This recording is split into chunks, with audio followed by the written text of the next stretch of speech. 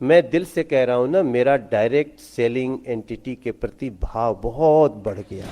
देखो, हम लोग भी डायरेक्ट सेलिंग में ही हैं। हम केवल एक्सीडेंटली नहीं गाइडलाइन बनाए हैं, हमारी नीयत है, हमारे सरकार की नीयत है कि हम अच्छे तरह से इसको सपोर्ट करें। आप तो सीधे सीधे हमारे देश के प्रधानमंत्री, यशस्वी प्रधानमंत्री नरेंद्र मोदी जी की योजनाओं को आगे बढ़ा रहे हैं। आप बहुत लोगों को जोड़ लेते हैं, तो इस रास्ते में अगर कोई बाधा आ गई तो मैं सरकार और आपके बीच में ब्रिज करूंगा, ये आपको विश्वास दिलाता हूं। यस! भारत अब रुक नहीं सकता।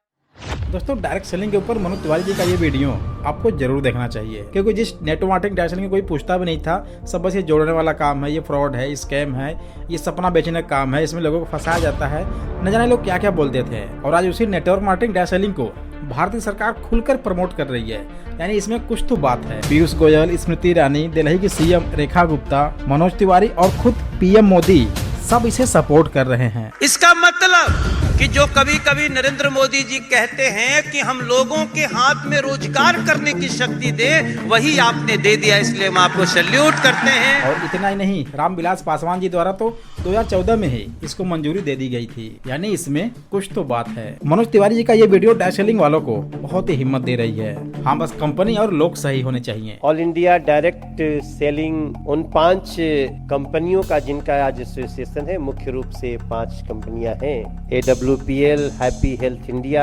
शॉपनेट इंडिया, दारजू 9 और रोब इंडिया। तो मैं सच बताऊं, सब आत्मनिर्भर हैं, सभी अपनी अपनी जगह पे आत्मनिर्भर हैं। तो आपकी प्रगति भी अच्छी है, आपके ऊपर लोगों का विश्वास भी बढ़ रहा है कि आपको अपने गांव में बैठ के, आपको अपने मोहल्ले में बैठ के बेस्ट से बेस्ट चीज मिल जाए, वहीं के लोग समझा दें। हम लोग जब भी कोई त्योहार आता था, घर में फंक्शन होता था, तो हमें सामान खरीदने के लिए बनारस जाना पड़ता था। और मुझे याद है, मैं अपनी माँ के साथ, मैं अपने भैया के साथ कितना जगह घूमते थे, ये कहाँ मिलेगा, इसमें अच्छी से अच्छी चीज कहाँ मिलेगी।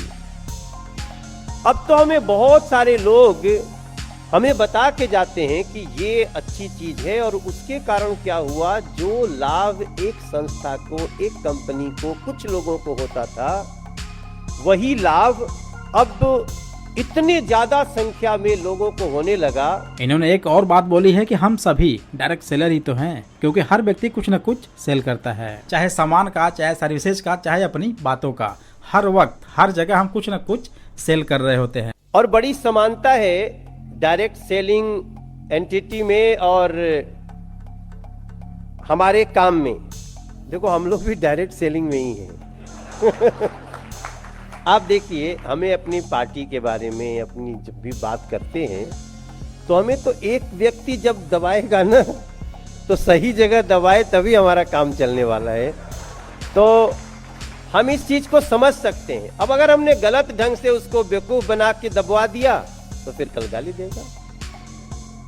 अगर हमने उसको सही वायदा किया और सही ढंग से उसको डिलीवर किया, तो फिर उसके घरों में, उसके ड्राइंग रूम में हमारी आपकी तस्वीर लग सकती है कि इस संस्था ने इसका मैंने उपयोग किया, अच्छा पाया। डायरेक्ट सेलिंग के लेकर आज देश में जागरूकता आ रही है, लोग इसके सही गलत को समझ पा रहे हैं, और ये बहुत अच्छी बात है और होना भी चाहिए। और इसमें सबसे बड़ा सपोर्ट है हमारे देश के सरकार का, जो इसके लिए तरह तरह से गाइडलाइंस, रूल्स ला रही है। फिलहाल आइए देखते हैं कि मनोज तिवारी जी ने डायरेक्ट सेलिंग को लेकर आगे क्या कहा। मैं दिल से कह रहा हूँ ना, मेरा डायरेक्ट सेलिंग एंटिटी के प्रति भाव बहुत बढ़ गया। हम केवल एक्सीडेंटली नहीं गाइडलाइन बनाए हैं, हमारी नीयत है, हमारे सरकार की नीयत है कि हम अच्छे तरह से इसको सपोर्ट करें। और बाकी तो जिंदगी के हर रास्ते में ईमानदारी की जरूरत पड़ेगी।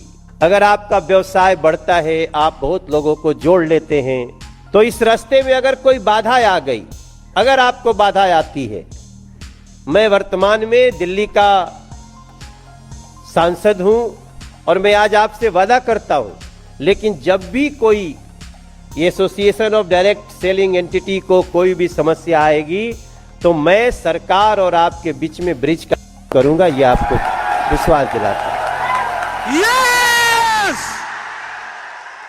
डायरेक्ट सेलिंग का ये मंजर देखकर आज हर एक डायरेक्ट सेलर खुशी से झूम रहा है। और हो भी क्यों ना, डायरेक्ट सेलिंग इंडस्ट्री आजाद जो हो गई है। और सिर्फ मनोज तिवारी ही नहीं बल्कि बड़े बड़े पॉलिटिशियन डायरेक्ट सेलिंग पर अपने विचार व्यक्त किए हैं, जो डायरेक्ट सेलर के लिए काफी महत्वपूर्ण है। तो उसके लिए ये वीडियो बिल्कुल मिस मत करना, इसे आप जरूर देखें। अच्छा, ये सब कुछ डायरेक्ट सेलिंग के प्रति अभी से नहीं हो रहा है, बल्कि इसकी बुनियाद बहुत पहले 2014 में ही रखी गई थी रामविलास पासवान जी द्वारा। अब आइए हम ये भी देख लेते हैं कि 2014 में रामविलास पासवान जी द्वारा डायरेक्ट सेलिंग को लेकर क्या कहा गया था, जब इंडियन गवर्नमेंट द्वारा डायरेक्ट सेलिंग रूल्स को लाना पड़ा।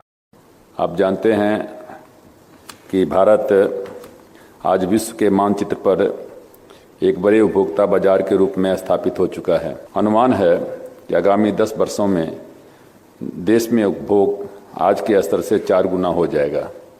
हाल के दिनों में डायरेक्ट सेलिंग अथवा सीधे व्यापार प्रचलन तेजी से बढ़ा है और इसके और बढ़ने की संभावना है।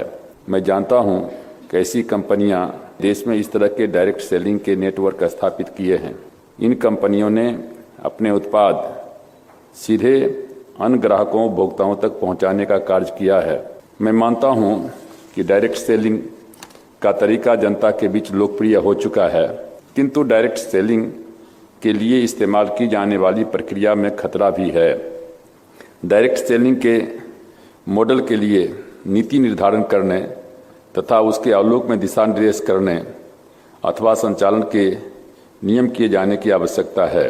रेगुलेटरी का जो बात आई है उसमें मैं काफ़ी वजन देखता हूं और निश्चित रूप से हम इस पर विशेष जोर दे करके और इस पर क्या कहते हैं कोई निर्णय लेंगे।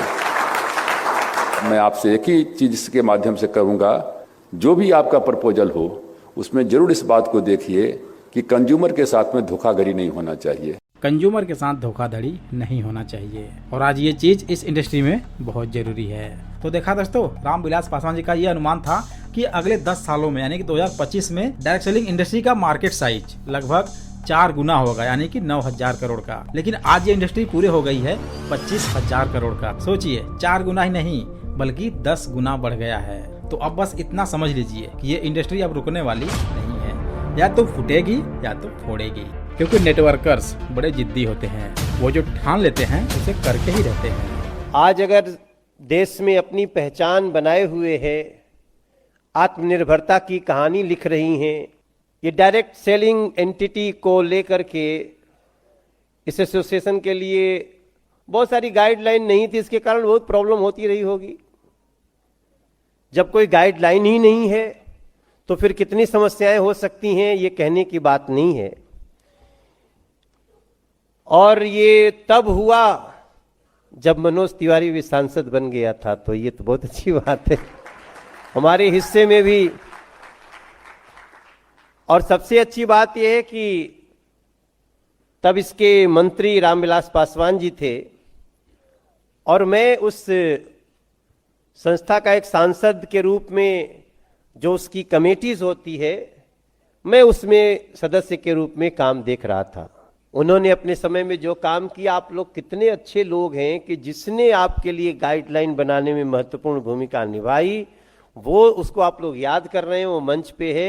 ये आपका बड़प्पन है, आप सबको थैंक करता हूं मैं कि जब कोई भी नियम बनता है तो उसका दुरुपयोग करने वाले भी बहुत लोग हो जाते हैं। अब जैसे मैं एक राजनीतिक दल में हूं, तो राजनीतिक दल बहुत हैं, तो बहुतों ने न्याय नहीं किया जनता के साथ। तो जैसे अलग अलग इसमें दोष नियम का नहीं है, इसमें दोष जो डायरेक्ट सेलिंग एंटिटी का नहीं है, इसमें दोष तो उन लोगों का हो सकता है जिनकी सोच में गड़बड़ी थी। यह बात बिल्कुल 100% सही है कि दोष सिर्फ नियम का ही नहीं है बल्कि नियम तोड़ने वाले का है। इसमें यह जरूरी नहीं कि सिर्फ नॉर्मल आदमी ही गलती करे, सिर्फ एक डिस्ट्रीब्यूटर ही गलती करे, बल्कि इसमें कंपनी के लोग, कंपनी के ओनर भी हो सकते हैं।